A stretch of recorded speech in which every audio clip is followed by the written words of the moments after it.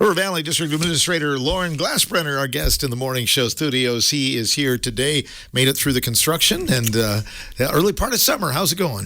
Summer feels great. You know, it's a good time in a district, but it's a busy time. People think, you know, the teachers and the kids are busy doing other stuff, that there's not much to do, and there is a lot of work to do. We have lots of meetings to prep for, you know, that last week in August when our teachers come back, so we're readily getting ready for professional development for the teachers. Summer school's happening. There's all those different things that happen in a district. Plus, you've got to go through every room, clean it, wax it, get it all ready for the fall, you know, opening. So we have a couple months here where we really work on that stuff. So in June and July and really getting into the first part of August, you just have about 9 weeks before the kids start coming back. You were moving classrooms a year ago, so this must seem a little bit more like a picnic than compared to that, right? It definitely feels different, and it certainly is a good thing. Yeah, last year we had about 75% of the teachers and kids move to different buildings based on our reconfiguration, and this summer everything is just kind of calmer. It seems very different, and that's an okay thing. It feels like the year went really well. We successfully transitioned to a 3-building system right on one campus, and from there on, everything's kind of been smoothly moving forward, so it's exciting. It's exciting to have kind of a downtime a little bit so that people aren't upset about moving or worried about where their boxes are going to be and all that stuff. So it's definitely a different kind of summer. Yeah, to say goodbye to a great group of young people, and you do every year, but how did graduation go? Graduation was wonderful. We had 3 great speakers, and so Will and Grady and Quincy all did a great job giving their senior speeches and doing a great job. Darby did a great job. It was a beautiful ceremony. We had a great day. Sent off probably about, I think it was 102 graduates from our River Valley High School gym.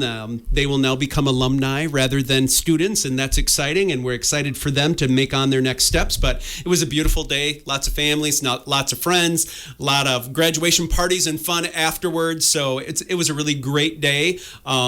And then we jump into just the last week of school, which we did. And now it's, you know, you would think that the campus would be pretty quiet, but there's things that are happening.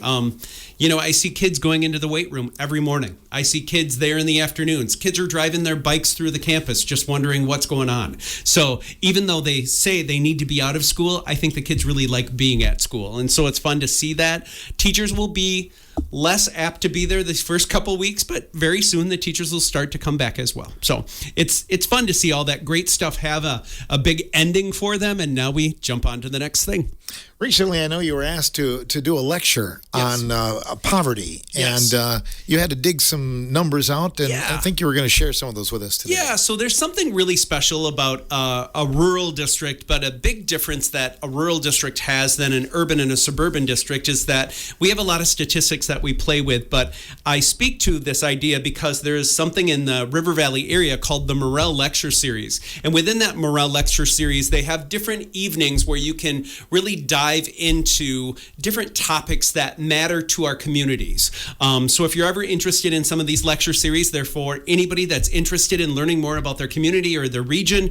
And if you went to rivervalleycommons.org, you would be able to jump in and find out about the different lecture series that are going on. There might be a speaker on, I don't know, morphology. There might be one on poverty. There might be one on a special author that's brought in. But there is one next Monday where I'm asked to be a part of a panel that really speaks to rural poverty. And rural poverty is something that's very different than urban and suburban. When I'm driving in a big city, this last weekend I was driving through Memphis, you can see poverty. You see people on the streets. You see homelessness. You see homeless shelters. You see a lot of different things like that in an urban or a suburban setting. But in a rural district where everything is spread out and it's so, I guess, just out in the country, it looks different. And so I've been doing some research on that, and I've been doing just some really good note-taking on stuff about that. And it really does make you really pause and think about how schools are greatly embedded in the lives of their students, but the lives of the families. And in River Valley, I was just recently looking at some statistics. About 34% of our kids receive free or reduced lunches based on the fact that their families meet a threshold of poverty.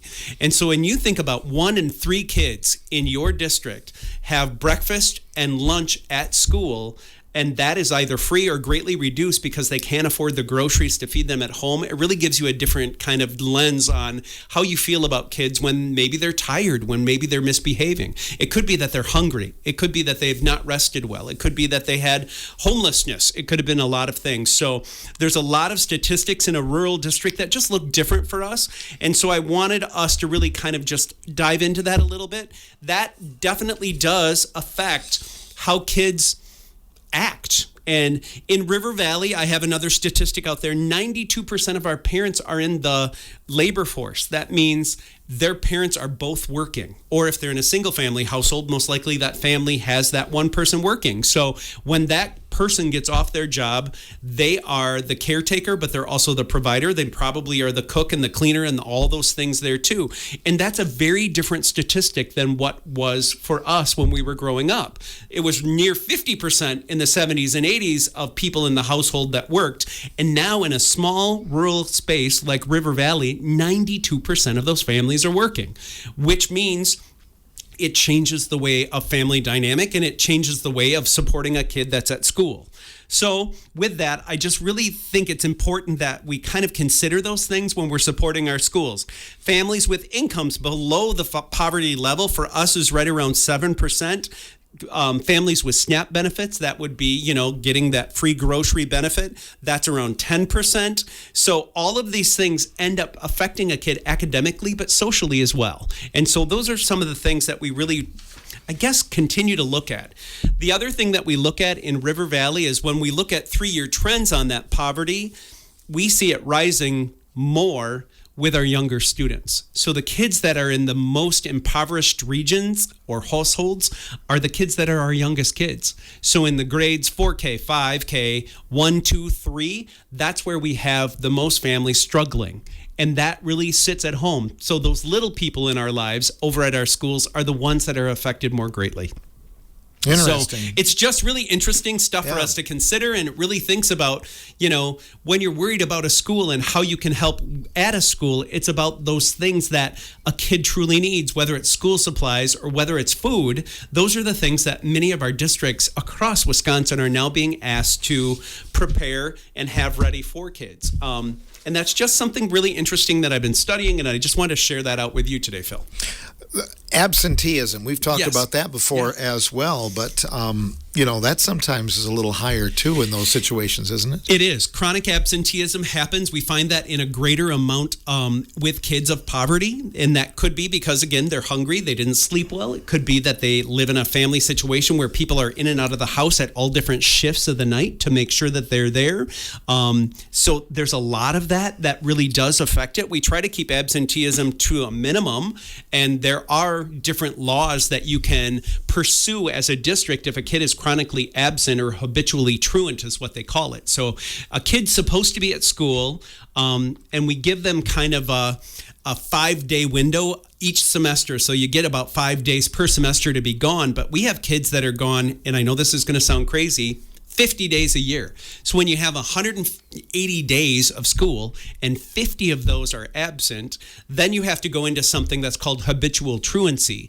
And so we send letters, we make the phone calls with every single absence. We call the family to make sure that they know where the kid is. We ensure that the kid is safe. Yep, they have to report in. Yep, the kid's been sick. Okay, if the kid's been sick, that's great. We kind of have these ideas that there's personal days and sick days. But even within that, we try to keep that chronic absenteeism to 10 or fewer days in a school year.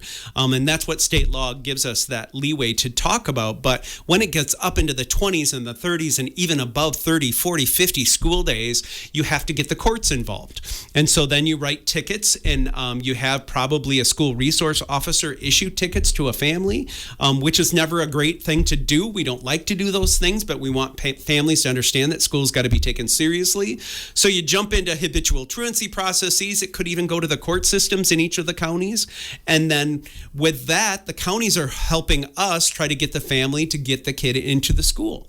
So there's all these different factors that happen, and that absenteeism rate is higher with kids of poverty. right? So those are things that you kind of think, well, that naturally makes sense. A kid of poverty would have a household that maybe isn't as supported. And it is true that affects absenteeism, but that'll affect their grades. That'll affect whether or not they're participating in school activities. That'll affect how they're acting in your classroom. So all of this comes together in some of the stuff that we do throughout the summer and throughout the year to really support the families of River Valley. And in any district in the Richland, Sauk, Iowa County area, those are the things that your districts are doing to try to make sure that the kids feel safe, they feel like they're welcomed, and that they feel like they can continue to progress within our four walls. Does the River Valley District engage in the summer food program then as well? We do. We do have a summer food program. We make all families aware of that. We know that we try to also advertise for our local food banks or food shelters and make sure that they know that there's a space in almost every one of our towns that they can go and grab grocery if they need it. There's all sorts of stuff like that. And we have local churches and local community efforts that really help out. But it can't do everything, right? So we just try to make sure that kids have those things. We also offer summer school. And for some kids, summer school can end up being that way for them to continue to kind of find some normalcy in their lives. Indeed. Now, back in the day, if I had to go to summer school, it wasn't necessarily a good thing. That meant maybe I underachieved during the year. But that doesn't mean that anymore, does it? Well, it does for some. I'll be honest with you. There are some kids that need to come to summer school, and that's really for grades 9, 10, 11, and 12. So at our high school, if you haven't gotten through all the homework to get the grade that you needed to pass, you get about 4 days off, and then you come back to high school. And we have people in every department there teaching those kids to get that credit recovery is what we call it. Let's say maybe you got through 50% of what you needed to get through in that semester and you just need to get back in the walls and you need to get back here to finish it up. We'll make sure that we staff the building to make sure that you can come in and finish up those credits. So credit recovery is happening at 9th and 10th grade. So that's a great thing. For our 6th and 7th graders, we have a new process that we're calling exploratory camp. And so that's going to happen coming up next week. So our exploratory camp for grades 7 and 8, which would be the kids this last year that were in 6 and 7, it's about teaching them about the great things that we offer through CTE or computer technology education or career and technology education. And we have 5 days of fun, basically, where they get to come in and all day, one day, they're going to learn about all the great classes they can take in agriculture. The next day, they're all going to come in and we're going to teach them about all the great classes we offer in auto and engineering. On Wednesday, we're going to bring them in and they're going to get to work in our wood shop and learn about woods, carpentry, and engineering that way. The 4th day, they get to come in and look at metals and welding. And then on the 5th day, they're going to come in and they're going to work on business education. And those are really the big CTE programs that we have, because from 7th grade on, they get to take elective classes in these 5 areas that really inspire them and get them engaged in some kind of hands-on, getting ready for the workforce job stuff. So we want to make sure that every 6th and 7th grader has a chance to try those on for size and really think about what they want to do. Then down at the intermediate school, Mr. Radke's having kids come in 1 day a week, and he's kind of doing a balance between academic kind of support as well as fun. And so they're going to come in and they're going to work on some homework. They're going to do some math and some reading, but then he's going to feed them pizza and he's going to take them on a field trip once a week. And so that's a way for us to keep engaged with kids. So if a kid becomes disengaged with school, we worry about what they call summer slump, where they kind of turn off their brain and don't get ready for the fall. So by giving our intermediate kids, which are in 4th and 5th grade, this opportunity once a week to kind of come in and work on some stuff, but also have some fun with some of their classmates, we find that to be a real promising way to keep kids engaged in school.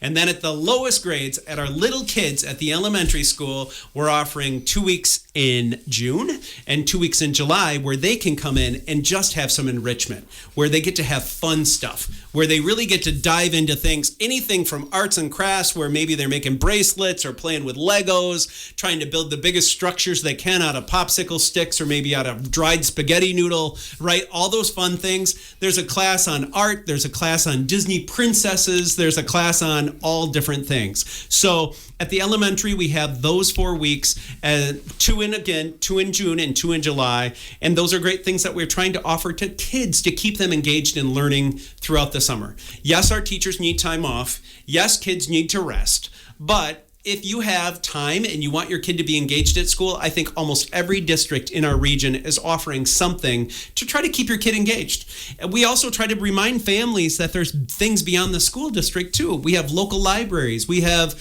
activity centers, we have local museums, we have all sorts of things. We've got splash pads and aquatic centers and all the fun stuff around us that they should be doing too. So yes, it's more relaxed, but we also don't want kids to fall into bad habits. So we want to keep them busy if they need that opportunity. And you can still register for that, Loren? You can. You just call our elementary school and we would get you registered by this time. Yep. And I understand, too, you provide transportation for some? We do. It's not the same kind of transportation, so it's not like in the fall where we will come to your end of your road or end of your driveway. But in the summer, what we do, because we have our 4 communities, is we send a bus out to one side of Plain and then the other side of Plain. And there's kind of these big bus grab spots. And then we'll go to Lone Rock to 2 spots. We'll go to Arena to 2 spots. And we'll go even in Spring Green, because there's some kids that live way over on the far side across from a highway. So we'll go over there and grab kids and bring them into the campus. But again, it's these drop-off spots rather than going door to door.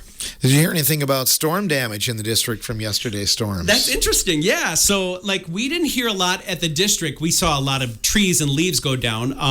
I actually was part of a chamber outing yesterday. The Chamber of Commerce had a great fundraiser, and I was a part of that. And as I was going home from that, because the chamber outing was at a golf course, and it got rained out about 1:30. So around 2:30, I was going up County Highway G, and huge oak tree came over, so that a lot of people were turning around and having to go around as a family came out and had to clean up their area. So we had a lot of tree damage, a lot of things kind of more toward the Dodgeville area than I saw kind of toward the Richland Center way, but more simple things like tree damage rather than roof damage or huge sheds blowing down and stuff like that. It does seem to happen in the month of June lots of times, doesn't it? And it sounds like we're going to have maybe a little bit more today. So I hope everybody's just keeping their eye on the sky and being safe. Keep it safe, absolutely. You betcha. And do we talk a little bit about, you talked about the exploratory camp, I know, for the youngsters. Registration is still open. I think we hit that as well. If you have any questions about summer school, call your local schools. Call in, and again, I'm speaking for River Valley because that's my work, but if you're in Richland Center, if you're in Ithaca, or you're in Weston, call your local schools and ask, what are the opportunities for my kids to be engaged? If your school doesn't have something, then reach out to your local libraries or reach out to your local rec centers, because those are some of the opportunities that can keep a kid engaged and kind of out of trouble, right? You know, they say that busy hands are good for the brain, and I think it is true. You don't want kids to just slump around, watch TV, get on their phone, and do nothing the whole summer. My dad made sure that there was always something to do because we drive our mother nuts. So I think more than anything, keeping kids busy and keeping kids engaged is a really good thing. And I encourage parents to reach out to their local districts, but also reach out to your local communities and keep kids engaged in these next couple months. They really, really do like structure. Even though a kid will say, leave me alone, I want to rest, I want to be left alone, what's best for a kid is a routine so that they understand, okay, I'll give you downtime. You can have downtime till 9 o'clock, but then you're going to do something from 9 until 11. We're going to eat lunch, we're going to come back, you're going to have activity. I think structure is good for anybody, but it's really good for children. So remain kind of diligent as a parent to make sure that your kids are busy this summer and having a good time. Let's talk about the River Valley school schedule because, you put the wraps on one year, but you're already looking ahead in your line of work. You betcha. First day of school? Yep, we have teachers coming back on the 24th of August. So that whole week during August, 24, 25, 26, 27, and 28, teachers will be back. We have our open house on that Tuesday, so I think that would be August 25th. We always have a big open house where all of our buildings are open and kids can come in and out, families can come in and out. By that point, families really want the kids to come back. So we're really excited to get them back on campus by that time. Right around the beginning of August, things like volleyball and football and all those practices start anyways. But back to August, we'll be in there 24 through 28, as I said. Then it's a weird kind of calendar this year. We come back as a staff on, I believe it's the 31st, August 31st, because you have to only start school in Wisconsin after September 1st. So we have to wait until we can get to that clearance of September 1st, and then we start our school year. I believe it's a Tuesday next year that will start on September 1st, and I believe that is 2026, getting ready for the 26-27 school year. And it won't be long. We'll be talking about the River Valley School Fair. I love it. Do you know that date off the top of your head? The school fair will be the last full Friday of the full week in September. Yes, let's just keep talking while I look on my phone. I can do this. Well, it usually July, is the case. August, September, I believe it is on the 25th. So it'd be September 25th would be the River Valley School Fair. That would be our homecoming week. We'll have our homecoming game that night. It'll be a big, big night for us on that day. Yep, School Fair Day. And that, again, if you've never been to the River Valley School Fair and you live in the area, you really should come. I'm inviting a lot of people from the UW of Platteville over as well. They have agriculture education classes, and I'm inviting them because I really think you need to understand that one of the best parts about agriculture education is putting it really your activities to mind and also seeing it to fruition. So our school fair is comparable to a county fair. When you think about the entries that we have over 200 animal entries. And so some of the things that we can accomplish, when I say we, I mean our FFA alumni, Sherry Graffunder, our ag teacher, and all the community around us. They organize the best school fair that I've ever seen. And it's just an incredible opportunity. So that'll be on that 25th, and you should really come on down. They start weighing in animals right around 5:30 in the morning, and then we have showmanship, we have classes, we have all that great stuff that goes along with your local fair, as well as art exhibits in one of the local gyms right there. And we continue to provide just great activities throughout that whole day. And then we have the animal meat auction. I believe it starts at 1 o'clock on that day, which is a huge community event, and the kids get to sell some of their great projects throughout that and get great money for it, and that goes back into their funds. And then that afternoon we have our homecoming parade, which leads into a homecoming celebration, which leads into the homecoming game. So that whole day is a great day to be in River Valley. So that is really what we're planning for. We're planning for getting kids back from September 1 through the 24th, then get to the school fair. From school fair, you cruise into basically the school year. And so it's an exciting time to get prepped for all of those great things. I know you and Sherry Graffunder, you spend some time at some county fairs as well. Yeah, I get lucky. Sherry allows me to tag along, so I do get lucky. River Valley's a big district. You guys know that. Geographically, we cover a lot of area. Almost 300 square miles worth of land is in River Valley. And so it's a big district. Those four little towns of Arena, Lone Rock, Plain, and Spring Green make it just a wealth of opportunity. But with that, I get 3 counties. So I can go to the Iowa County Fair and help Sherry. I can go to the Richland County Fair and help Sherry. And I can go to the Sauk County Fair and help Sherry. And at each one of those, I get to really celebrate the great things that kids continue to do in agriculture in Wisconsin. Indeed. Isn't River Valley, land-wise, aren't you one of the biggest in the state? We are one of the biggest in the state. In the southern half. So if you basically cut our state in half, we're number 2. Adams Friendship is right around the same size as us. So the two of us make up the 2 largest districts in the southern half of Wisconsin. In the northern half of Wisconsin, there's some districts up there that are county sizes. So they're bigger ones up there, but there are also very few kids up there. Back in the day, you guys know this, River Valley's now down to about 1,000 kids. Back in the day, we had nearly 1,500 to 1,700 kids because every family farm had 6 kids in it, every one of those big houses. It's not quite the same as it used to be, but we still have all that land, and it's a great asset to our district, and it's something that we really treasure on being somebody that can really take care of the large land mass of kids that we really try to serve. I think Maple Northwestern might be the biggest in the northern part. That sounds right. That's what I've heard. Because I will find out for us. We can get some trivia on the next time. One kid every 40 miles or something. Oh my God! No, it isn't that bad. I just said that, but I mean, I bet it is. It's close. It would be a lot. And when you think of that, and you think of River Valley, one of our challenges that comes from being that large is also transportation. You know, I've got a kid in every corner of every field, right? And so you got to get our transportation out there, but that does come with a cost, and we understand that. So our transportation budget is definitely bigger than some, but it's what we do to make sure that the kids and families are served. Always good to have you in the studio, Loren. Thank you so much, Mr. Nee. Here's to a good summer. Hey, you betcha. We're going to have a great one. I'll be back in July, and I'll be talking about all the great things that we're planning for August. Great. Loren Glasbrenner, River Valley District Administrator on this portion of the morning show.